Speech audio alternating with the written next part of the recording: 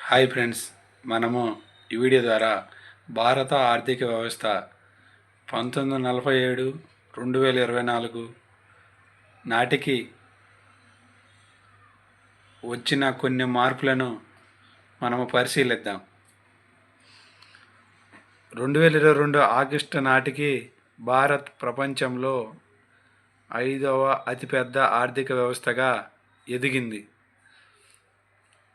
British ఆర్థికవేత్త Madison విశ్లేషణ ప్రకారం 1700 సంవత్సరం నాటికి ప్రపంచ ఆర్థిక వ్యవస్థలో భారత్ వాటా సుమారు 24.4%, దాదాపు 25%. 1950 నాటికి 4.2% దిగింది.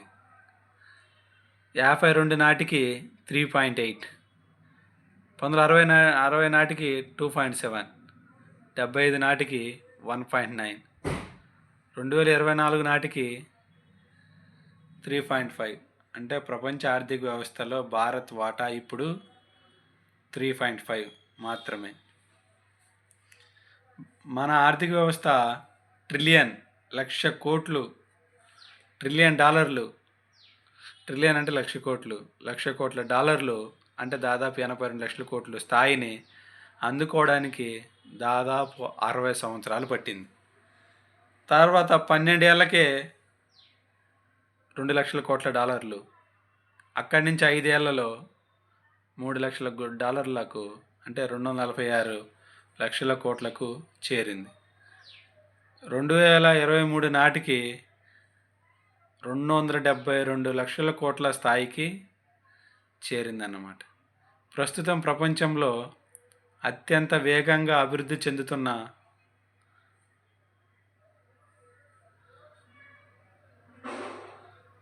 పెద్ద ఆర్థిక వ్యవస్థ మనదే.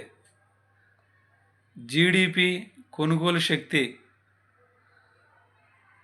పీపీపీ పర్చేసింగ్ పవర్ పారిటీ ప్రకారం చూస్తే అమెరికా, చైనా తర్వాత స్థానం మనదే. అంటే పీపీపీ ప్రకారం ప్రపంచంలో భారత్ 3వ స్థానంలో ఉన్నది. ప్రణాళికలు. దేశ ప్రథమ ప్రధాని నెహ్రూ మిశ్రమ ఆర్థిక వ్యవస్థకు రూపకల్పన చేసి పంచవర్ష ప్రణాళికలకు శ్రీకారం చుట్టారు. మన ఆర్థిక వ్యవస్థలో ఇది కీలక మలుపు. ప్రణాళికల రూపకల్పన, పర్యవేక్షణ బాధ్యతలను 1950లో ఏర్పడిన ప్రణాళిక సంఘం తీసుకుంది.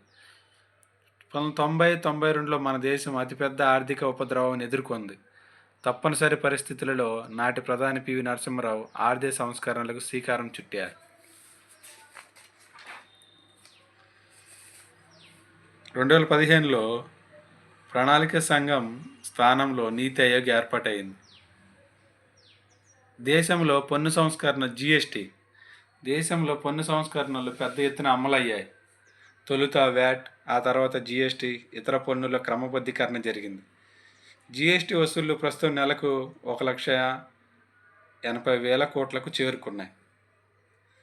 ప్రత్యక్ష పన్నుల ఆదాయం ప్రతి నెల 1,00,000 కోట్లకు పైగానే ఉంటుంది.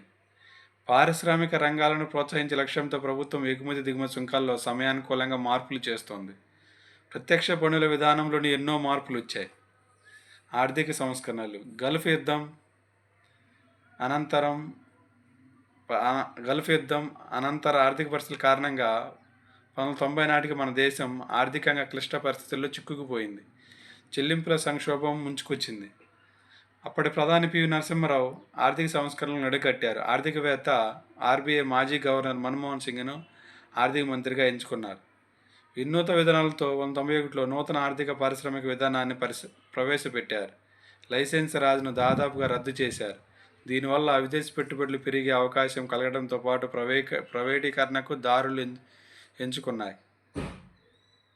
ఉత్పత్తి సేవల రంగాల్లో అనూహ్య మార్పులు చోటు చేసుకున్నాయి. ఇప్పుడు మనం చూస్తున్న ఆర్థిక అభివృద్ధి సేవల రంగం విస్తరించడం, భారీగా విదేశీ మారకపు ద్రవ్యాన్ని కూడబెట్టుకోవడానికి పునాది 1991లోనే పడింది.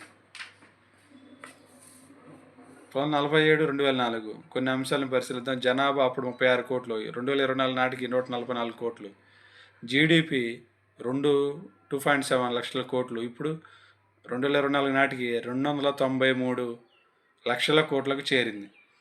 జీడిపి వాటా శాతాల్లో 1947లో వ్యవసాయం 52%, పరిశ్రమలు 15%, సేవలు 33%. 2024 నాటికి వ్యవసాయం 17.9%, పరిశ్రమలు 27.7%, సేవలు 54%. స్థిర ధరల ప్రకారం అయితే వ్యవసాయం 14%, పరిశ్రమలు 31.6%, సేవలు 54.4%. ఉపాధిలో సేవల రంగం 30% కల్పిస్తుండగా జీడిపిలో 54% వద్ద ఉన్నది. ప్రపంచ జీడిపిలో మన వాటా IMF అంచనాలు 2023.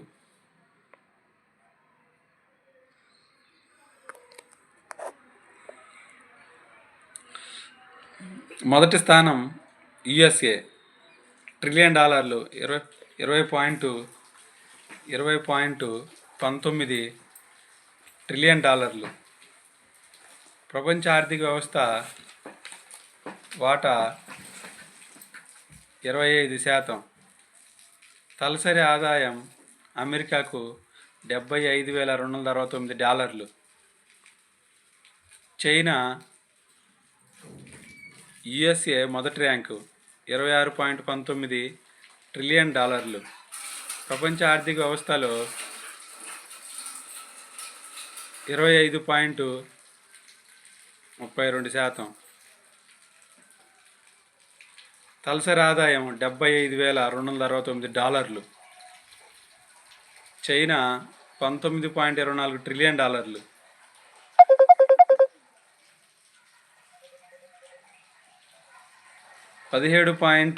ప్రపంచ ఆర్థిక వ్యవస్థలో వాటా 17%.